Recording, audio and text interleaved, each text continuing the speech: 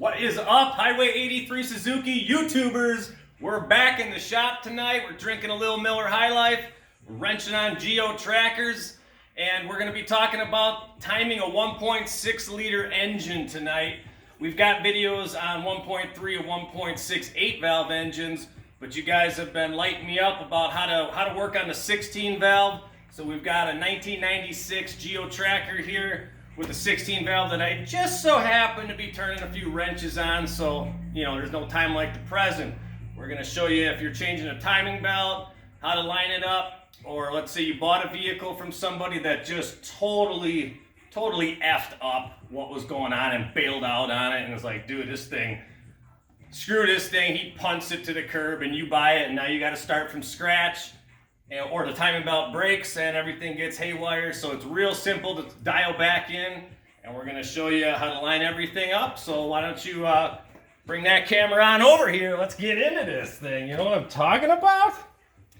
So here she is in all of her glory, the 1.6 timing belt setup. You got your belt, cam sprocket, crank gear, tensioner bearing. So the very first thing, this is timed correctly. If I was going to do a timing belt swap, I would line it up exactly like this before pulling the belt. So the very first thing is your crank gear. There's a little notch. I've got everything painted in white for the video. This is at 12 o'clock, pointing on your oil pump at 12 o'clock. So both of those pointed straight up 12 o'clock. Boom, you're dialed in. So now you're going to jump up to your cam sprocket. And on the cam sprocket, there's going to be a little E engraved here. That's what you want. There'll also be an I, but don't mess with the I. You only want the E at 12 o'clock. So you got this pointed straight up, matching on your valve cover. Both are straight up at 12 o'clock. Boom, that's exactly where you want to be. So if you're going to pull the timing belt, set it there before you do that. Or if you're starting from scratch, line them both up. Now in this position, what you're going to want to do next is check your distributor to make sure your distributor rotor should be pointing at number 4 spark plug wire from this position. So here we've got, let me get this back on there. So for the video, I've got this plug wire labeled number 4.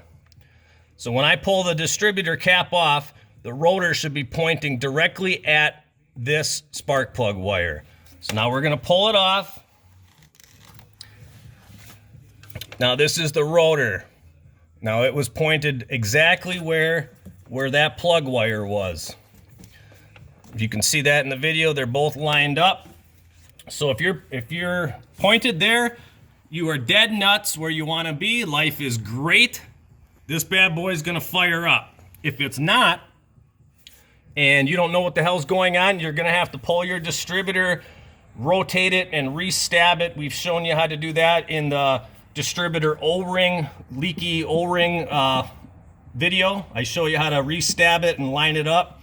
So you can watch that video again if you want to see the re-stabbing process. But hopefully you're lined up. Then you can put your cap back on. Now at this point, the vehicle is going to start. Once it's started, if you want to dial in the timing with the timing light, now you're going to have to find your freeze plug or service port, which will be behind the passenger headlight. It can be tricky to find. A lot of guys have trouble online. A lot of times they say it's by the battery, but on this particular model, it is by the headlight. It's going to have a rubber cap. I've got it labeled with an X. And then you're going to put the clip part up, and it's going to go 1, 2, 3 on the top, 4, 5, 6 on the bottom. You want numbers 4 and 5. You're going to take a paper clip or a short wire with the ends off so that they're bare wire, and you're going to put it from 4 to 5. Now what that's going to do is that's going to freeze the computer from adjusting the timing, because if you try and time it without that, it's going to constantly be moving on your harmonic balancer, and you're not going to get accurate time. You're not going to be able to do it. So what that's going to do is freeze the computer, and you can manually adjust the timing. Put your timing light on, loosen up your distributor, adjust the distributor, dial in your timing, and then you're all set. While I'm in here, I want to go over a couple very important things like we did on the worn crankshaft keyway. You guys saw that video of me slapping on all that JB Weld and Loctite sleeve retainer, and yeah, it's good stuff. I got some good reviews on that. A lot of guys have saved their vehicles. So again, this 94 foot-pounds on the crank bolt. Don't let nobody tell you different. Don't let no. They had a revisement on that torque specifications in the factory service manual. So don't listen to no Haynes. Don't listen to no internet. Listen to 94 foot-pounds, because that's what you got to do. Put some thread, some Loctite, and thread. Lock that thing down. 94 foot-pounds. You want 18 foot-pounds on the bearing bolt, and this is 89 inch-pounds, or basically tight. You know, I mean, don't get balls out. This is a little 10 millimeter. You'll snap that puppy right off. But 89 inch-pounds, 18 foot-pounds, 94. Those are your critical ones. If you're changing your timing belt, you put on all of this stuff on hand tight snug. You get your belt on, and then you're going to rotate to set the preload on this. You've got this tiny little spring. The only job this spring is to do is for this process. When these two are loose, the spring is going to put tension on your tension plate, and then you rotate the crankshaft 2 full revolutions. So 1, 2. When you get to that point, it's going to take the slack out of the belt, and then that's when you tighten down these 2 bolts. Then you are set, and then you're ready to go. You can reassemble everything, bolt it all up. That is the procedure. It's as simple as that. 12 o'clock crank gear, 12 o'clock cam gear on the E marked on the sprocket. Number 4 spark plug wire rotor pointed at number 4. She's gonna fire up. It's as simple as that. Don't let nobody tell you to time it on number 1. That's not how Suzuki engines are done. So I spend a lot of hours every week just like, man, how do you time that thing? You know what I mean? Like, sit down, let me tell you a tale. Let me tell you a tale how to time a Suzuki engine. So it's as simple as that, folks.